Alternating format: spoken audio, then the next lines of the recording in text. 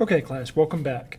Today we're going to continue our dive into gases with the topic of non-ideal gases. Our objective for today is that you would be able to use the van der Waals equation to solve for variables of non-ideal gas problems, and also that you would be able to explain why these are exceptions to the ideal gas law. In saying that, let's get into this. Up to now, we have operated under the assumption that gases are ideal gases.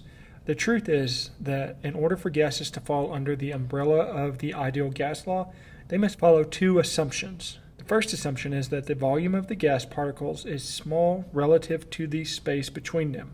This basically means the mass of the gas molecules and how much space they take up is negligible when compared to the entire volume the gas occupies. The second assumption that ideal gases must follow is that the intermolecular forces between the gas particles are not significant. In other words, the forces that these gas molecules must exert on one another is negligible. Now, what happens when gases do not behave ideally or in conditions that violate the ideal gas law assumptions? Well, now we have to venture into the realm of non-ideal gases, or real gases. For the rest of the lecture, I'm going to illustrate what happens when each of the ideal gas assumptions are broken. So let's start off with the first assumption, that the volume of a gas particle is small relative to the space between them. As pressure increases, the space between gas molecules decrease.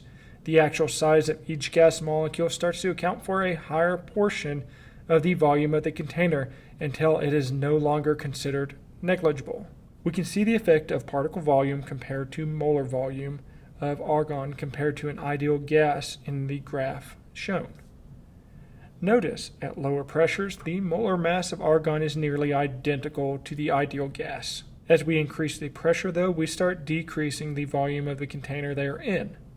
This means the argon molecules are going to account for a larger percentage of the volume of the container. As our pressure increases, we notice that the molar volume of argon becomes greater than our ideal gas. In order to correct for this in our calculations, we are going to use van der Waals' modification of the ideal gas law to account for the volume. Van der Waals changed the ideal gas law to say V minus NB equals moles times R times temperature over pressure, where N is our number of moles of the gas and B is a constant given by a chart that you should see now. Now that we have talked about the violation of the first assumption, let's shift our attention to the second assumption of the ideal gas law. With ideal gases, we follow the assumption that intermolecular forces are so small that they do not affect the transferal of kinetic energy from molecule to molecule. If the molecules are moving fast enough, this assumption holds true.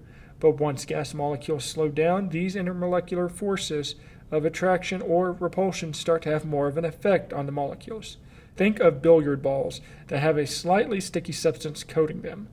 If the billiard balls hit each other moving fast, the sticky substance will have no effect or little effect on each other. But if these balls are barely moving and rolling towards each other, then they collide with each other, the sticky substance will be more likely to impact the trajectory of the balls or even cause them to stick together. This same concept holds true to molecules. If we decrease the temperature to a point at which the gas molecules are barely moving, then the intermolecular forces are going to cause these molecules to have a higher likelihood of sticking together.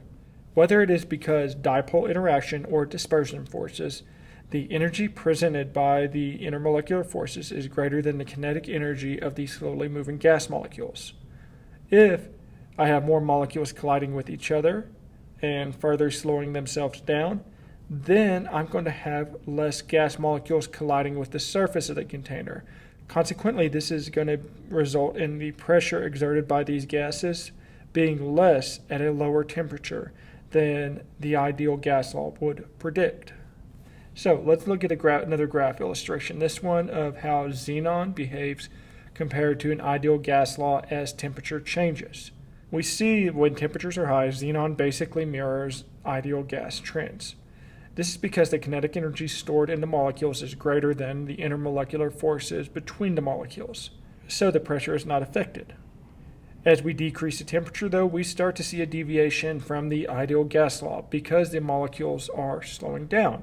causing the intermolecular forces to have greater impact on the movement of each individual molecule. Van der Waals also accounted for the difference in pressure by using the equation pressure plus A times N over V squared equals moles times R times temperature over volume, where N is our moles of gas, V is our volume, A is going to be a new constant that is dependent on the individual gas molecule. These values are going to be represented in the chart on the screen now. If we combine both of Van der Waals modifications, we get Van der Waals equation for calculating gases under non-ideal conditions, or pressure plus A times N over V squared times V minus NB equals nRT. Again, pressure is P, A is a constant for a given gas, N is the number of moles, V is the volume, V is the constant for a given gas as well, and R is the ideal gas constant. Now all we have to do is work these problems out, so let's try one out. Use Van der Waals equation to calculate the pressure of 1 mole of neon at a temperature of 355 Kelvin and a volume of 0.0708 liters. Okay, the first thing I see here is we're at 355 Kelvin, so that's going to be a really high temperature. So that means I'm going to use the Van der Waals equation. So first thing, write out the Van der Waals equation, P plus A times N over V squared times V minus NB equals nRT. Okay, we're trying to rearrange this and solve for pressure. So what I'm going to do is first divide both sides by V minus NB. This gives me P plus A times N squared over V squared equals nRT over V minus NB. If I wanted to continue and get my P by itself, or pressure, then I would subtract my A N squared over V squared from both sides. This would give me P equals nRT over V minus NB minus A times N squared over V squared. Now that I got this, let's start looking at our knowns and what is given. We are given that we have 1 mole of a substance, so N is going to equal 1 mole. We are given the temperature at 355 Kelvin, so that's appropriate units, so that's good. That's going to be T. We know our R is 0.08206, and then we can look up what A and B are with our table. So let's start plugging numbers into our new equation. So we have 1 mole, so that's going to go for N. So every time we see N, we're putting 1 mole in. And then we start putting our R, gas constant, our T, 355 Kelvin. Every time we see T, and then we put, for V, we're going to put 0.0708 liters. And that should leave us with A and B. Okay, so now we go look at our chart, and we find out that A is 0.211, and B is 0.0171. So once we plug those in, our new equation should read P equals 1 mole times the ideal gas constant times 355 Kelvin over 0.0708 liters minus 1 mole times 0.0171. All that is subtracted from 0.211 times 1 squared over 0.0708 squared. I know, that's a lot. So let's just work these one step at a time so we don't mess up on our calculations.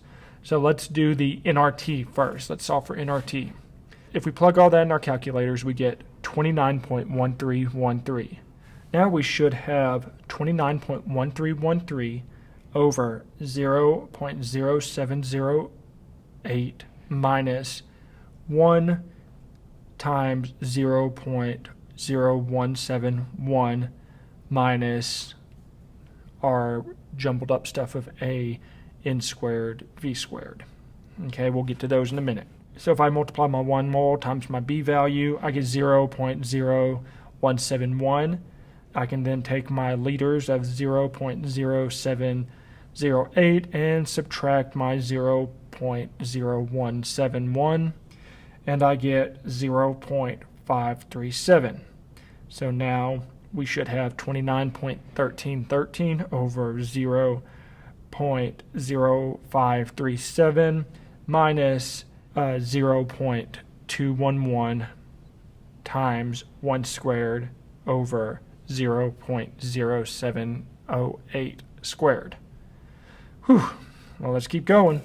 Okay, next thing, let's just do our easy division real quick. If I divide 29.1313 divided by 0.0537, I get 542.4823. Now, let's start working the other part of the equation, the a times n squared over v squared.